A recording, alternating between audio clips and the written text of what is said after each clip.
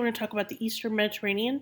So we're going to talk about Cyprus, Lebanon, Syria, Jordan, and Israel. A lot about Israel today, and we're going to talk quite a bit about religion because obviously Jerusalem is in Israel and is kind of the center of the three major religions being Judaism, Christianity, and Islam. So lots to talk about today. Okay, so the population of the Eastern Mediterranean is made up mostly of the Arabs and the Jews.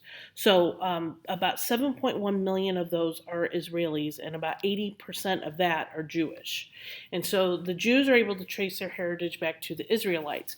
So the Israelites settled in Canaan, and there were 12 tribes, and Canaan being the land that's kind of Lebanon and then most of Israel. And then what happened is there were several wars, forced exiles, persecution, and trade. So a lot of Jews fled. Okay, it's called the diaspora, the Jewish diaspora. But also, even before that, there was something called the 10 lost tribes. So there were 12 tribes of Israel, but 10 of them got kind of lost. And what that means is they assimilated into other cultures, and so they just kind of went away. So in 1948, eventually what's going to happen is the United Nations is going to create a new country called Israel, and it's going to be a Jewish state. So that land is going to give back to the Jews. Now, the problem is when they did that, there's Arabs living there because the Arabs have lived there for hundreds of years at this point. So they didn't want a Jewish state in their territory. Okay, so what they're going to do is they're going to fight 6 wars over this territory. Israel wins all 6 of them, and many Palestinians, as a result of these, are going to be displaced from their homes. So they had to move into like the neighboring Arab states of Syria, Lebanon, and Jordan. Now, many of these settlements have since become permanent. So they have not been able to go back to their homes. So early civilization. So this land has been occupied by many, many different empires. The Phoenicians being one, they created the alphabet, and then the Israelis, and then you see like the Mongolians, the Persians, the Muslims eventually will come in, the Christians, the Romans all had it. A lot of different empires had it. 2 big cities, though, in Syria that are going to be important throughout history. Elba is one, was a very important commercial trade center. And then Damascus, also in Syria, is one of the oldest continuously settled cities in the world.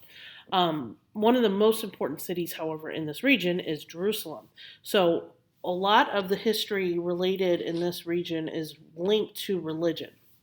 So the 3 major religions, the 3 Abrahamic religions, they're the 3 largest religions in the world, are Judaism, Christianity, and Islam, and all 3 have roots in Jerusalem. And all are monotheistic, and which means they worship one God. It's the same God for all 3. And Jerusalem obviously is very, very important to them. Okay, so this is what Jerusalem looks like. So obviously it is very fought over between the different religions. Obviously 2 of them get along much better than the other one. So the 2 being Christianity and Judaism get along better than the Muslims do. So they split Jerusalem into 4 quarters. So you have the Muslim quarter, the Christian quarter, then you have the Armenian quarter, and then the Jewish quarter. And then not part of any of this is the Temple Mount. So part of the Jewish quarter is the Wailing Wall. So the Wailing Wall was actually built when King Herod the Great was trying to build the second temple. And it was a retaining wall, basically. You could see kind of where the retaining wall was. And it is actually the most holy place that Jews are allowed to pray. Okay, so the most holy place is right here, the Temple Mount. This right here is the Dome of the Rock. But this is actually a Muslim shrine now. And so Jews are not allowed to pray in here. Okay, many Jews don't even go in there.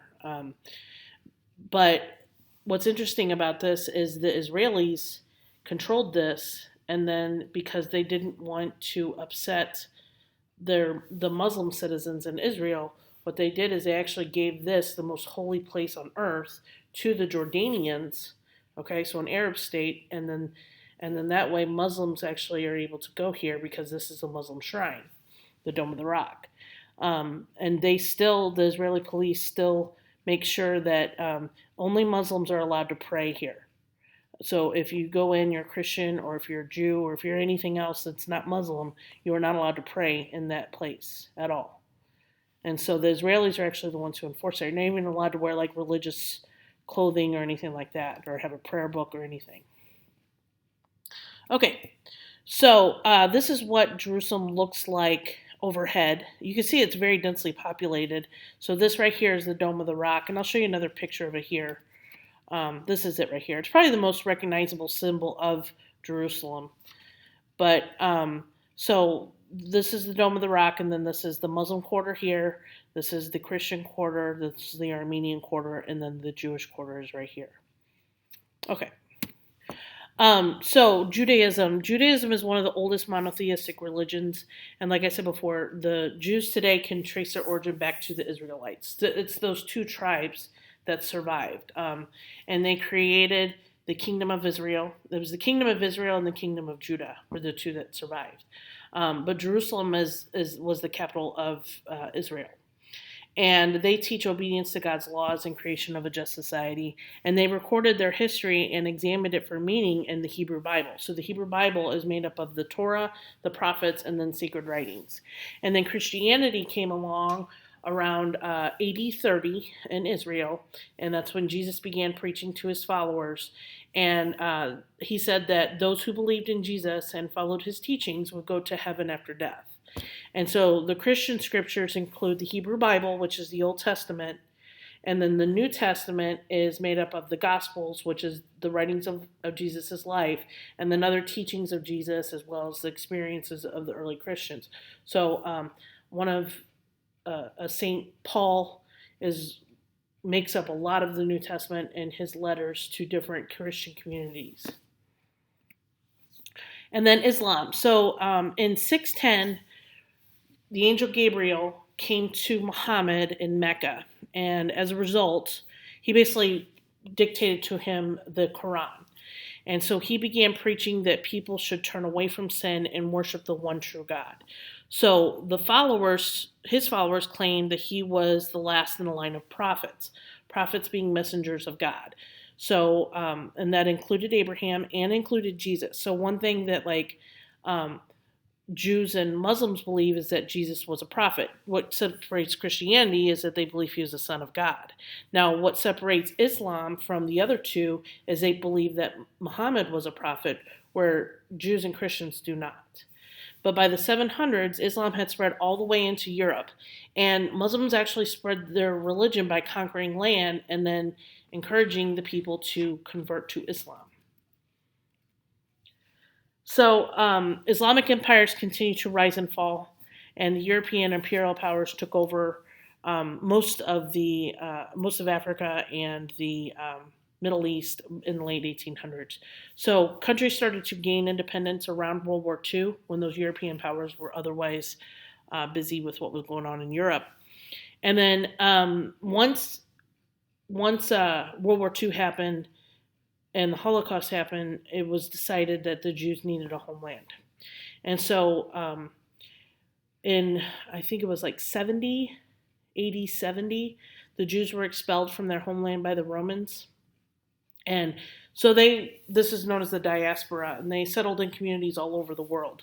And in the late 1800s, many of these Jews, who were known as Zionists, began to call for a return to Palestine, because that's what it was called back then, what Israel is, and then some even started to settle in there. So many began to move back.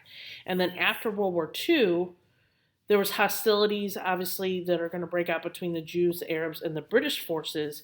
And so the United Nations decided in 1947 that they were going to create a Jewish state and an Arab state. And so what's going to happen is the British backed this up, and they are going to withdraw in 1948, and the Jews declared Israel as an independent state in 1948, and then immediately went to war, okay? And then the next 25 years, they're going to fight 6 wars. So the first was in 1948, which they're going to win all 6. Okay, so this shows you the Palestinian land from 1947 to the present. Excuse me. So the green is the Palestinian land. So this is 1947, but and these are Jewish settlements. So Jewish people still lived in Israel when Israel was created. So this is still before 1948 when it's actually officially created. So this is Israeli land here, and then this is Palestinian land. So this is Jerusalem. So the United Nations at this point controlled Jerusalem. And then in 1948, Israel was declared an independent state. And then there's Palestine. And then that lasts until 1967. This is what it looks like today. Okay, this area right here is known as the West Bank. Okay, and this is known as the Gaza Strip. You'll hear those two. You'll hear both of those a lot when we talk about different things. Okay, so the wars forced many Palestinians to live as refugees in other lands. This still is an ongoing issue, but it has gotten way better in the last year, like way better. So Arab countries did leave them in refugee camps. A lot of the Arab countries didn't want them, and so they just kind of put them in the camps and kind of just forgot about them. And then European countries and Israel actually allowed them to leave the camps and become citizens. Those people are more prosperous today than the people who stayed in the camps. In the 1990s, Israeli and Palestinian officials made some progress towards peace. So Bill Clinton had what he called the Camp David Accords, and it was trying to get a peace between the Palestinians and the Israelis. So at this point, the Palestinians were closer to limited self-rule and acknowledging Israel's existence. But at the end, they didn't accept it. So Israel at that point was closer to troop withdrawal and handing authority over of the West Bank and the Gaza Strip to the Palestinians. So remember, on this last slide, so this is the West Bank here, and this is the Gaza Strip. So these two pieces of land are the really big ones that are really under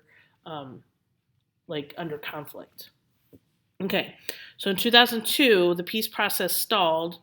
Yasser Arafat died in 2004. He was Palestinian, and he was very important in the peace talks. But then in 2006, the Islamic group Hamas, which is a terrorist group now, won elections in the West Bank and the Gaza Strip. And so they've opposed Israel, and they have supported armed attacks on it. They often attack.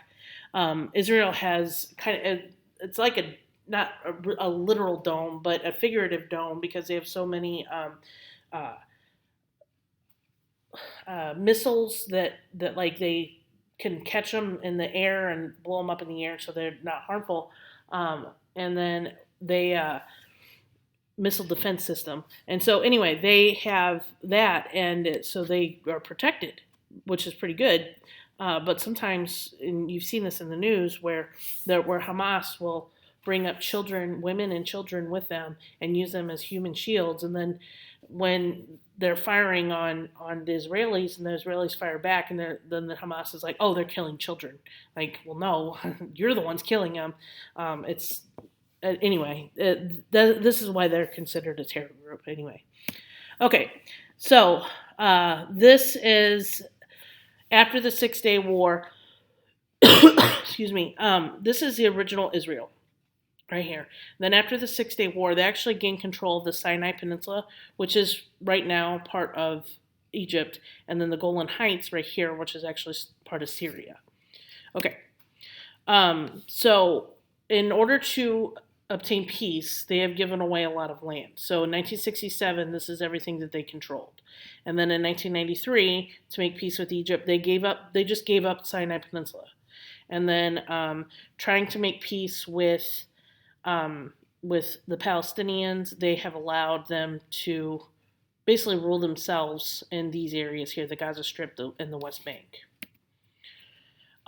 So culture, religion, language. So the majority of people practice Islam in these countries. They're mostly the Sunni branch of Islam.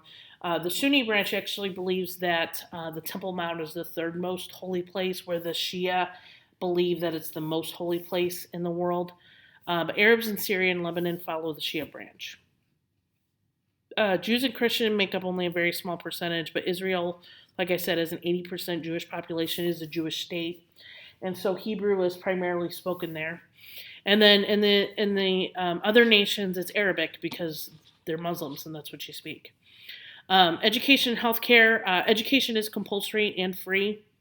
So it depends on where you're at as to how good it's going to be. So, like in Syria, it's not very good.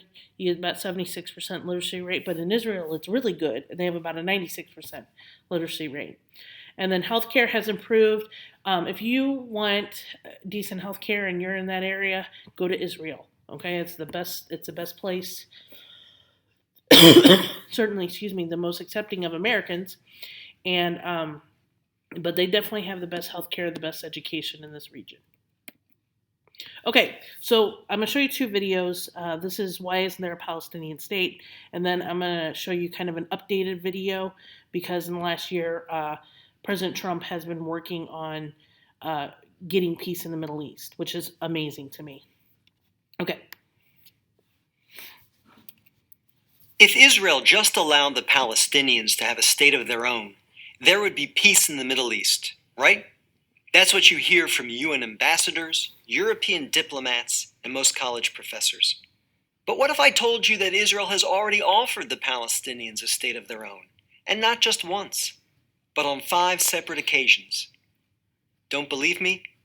Let's review the record. After the breakup of the Ottoman Empire following World War I, Britain took control of most of the Middle East, including the area that constitutes modern Israel. 17 years later, in 1936, the Arabs rebelled against the British and against their Jewish neighbors. The British formed a task force, the Peel Commission, to study the cause of the rebellion. The commission concluded that the reason for the violence was that 2 peoples, Jews and Arabs, wanted to govern the same land. The answer, the Peel Commission concluded, would be to create 2 independent states, one for the Jews and one for the Arabs, a 2-state solution. The suggested split was heavily in favor of the Arabs. The British offered them 80% of the disputed territory, the Jews the remaining 20%. Yet, despite the tiny size of their proposed state, the Jews voted to accept this offer, but the Arabs rejected it and resumed their violent rebellion. Rejection number 1. 10 years later, in 1947, the British asked the United Nations to find a new solution to the continuing tensions. Like the Peel Commission, the UN decided that the best way to resolve the conflict was to divide the land. In November 1947, the UN voted to create 2 states. Again, the Jews accepted the offer, and again, the Arabs rejected it. Only this time, they did so by launching an all-out war. Rejection number 2. Jordan, Egypt, Iraq, Lebanon, and Syria joined the conflict, but they failed. Israel won the war and got on with the business of building a new nation. Most of the land set aside by the UN for an Arab state, the West Bank and East Jerusalem, became occupied territory, occupied not by Israel, but by Jordan.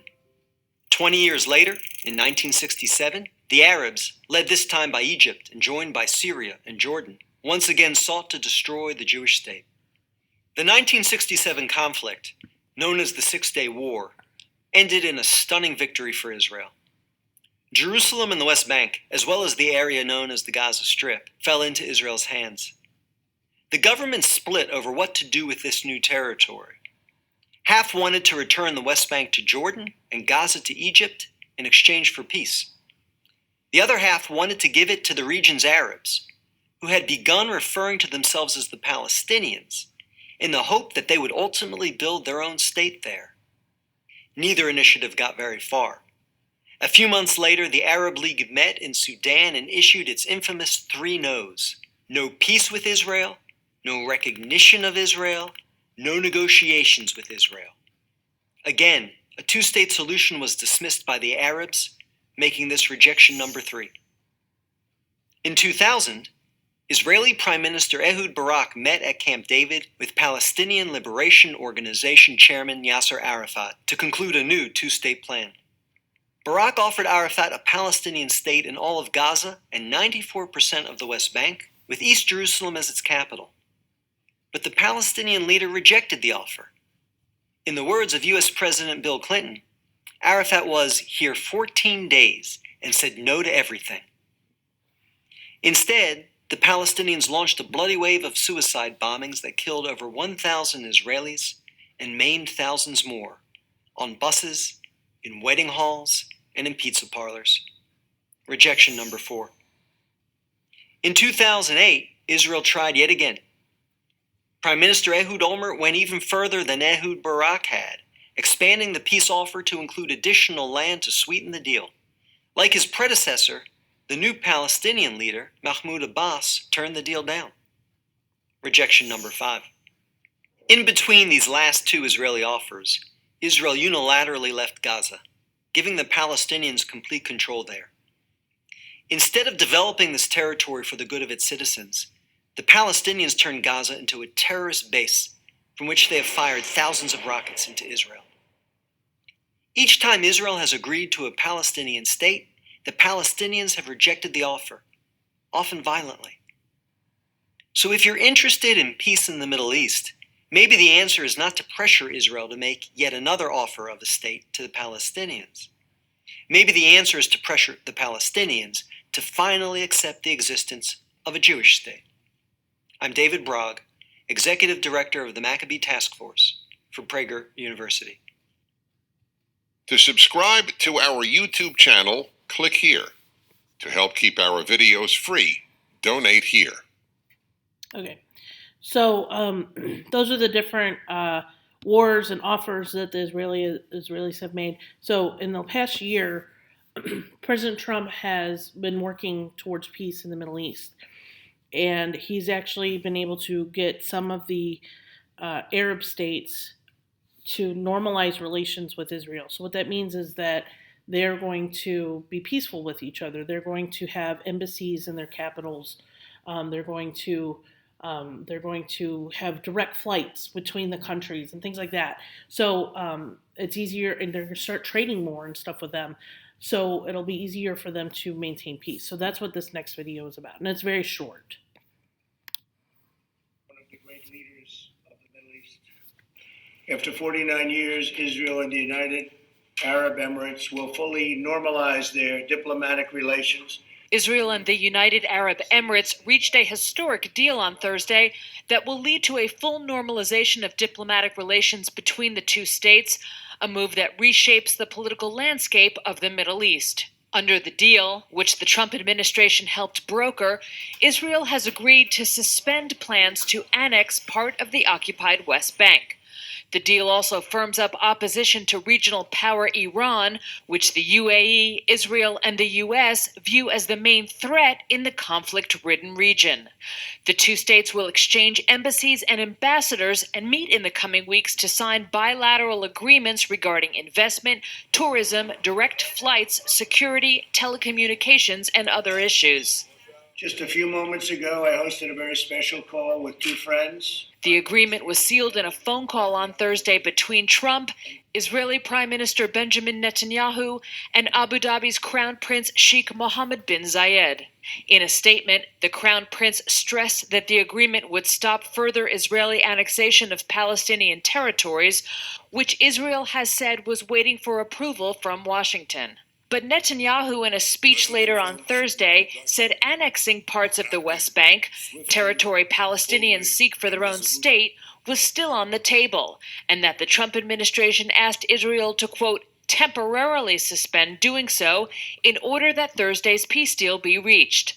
When asked by a reporter Thursday how long is temporary, Trump's senior advisor and son-in-law Jared Kushner, who worked on the deal, said this. Somewhere between a long time and a short time. That's what temporary means. Trump told reporters similar deals are being discussed with other countries in the region. I think you'll be seeing some very exciting things, including ultimately with the Palestinians. I think that's going to be happening at some point. The agreement, to be known as the Abraham Accord, gives Trump a foreign policy success as he seeks re-election in November. Okay, so this was obviously a couple months ago, but to sum this up, so the United Arab Emirates, which is one of the wealthiest countries in the area, and Sudan and now Morocco recently, I think last week, decided that they're going to join in. They're normalizing relations. So what that means is they're going to be peaceful with them and recognize Israel as an independent country. The big piece to fall, and this is what you should look out for whenever you're watching the news or whatever in this case, but the big piece to fall is Saudi Arabia.